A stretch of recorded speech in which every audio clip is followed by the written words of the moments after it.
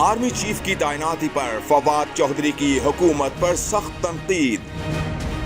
हुकूमती वज़रा भी साबिक वजीर के यॉर्कर से न बच सके।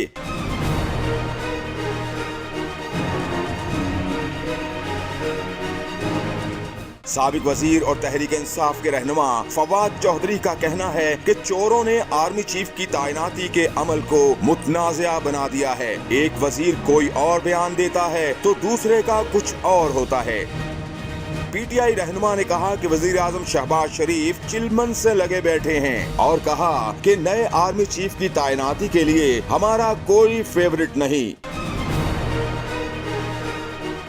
तब्दीली का अमल जल्द मुकम्मल होना चाहिए। आर्मी चीफ जो भी लगे उससे सियासी इस्तेहकाम नहीं आएगा। फवाद चौधरी ने हुकूमत पर कड़ी तनकीद करते हुए कहा कि सियासी और माशी इस्तेहकाम के लिए मुल्क में आम इंतखाबात का इनेकाद जरूरी है। 26 नवंबर को इम्पोर्टेड हुकूमत से छुटकारा यकीनी बनाएंगे।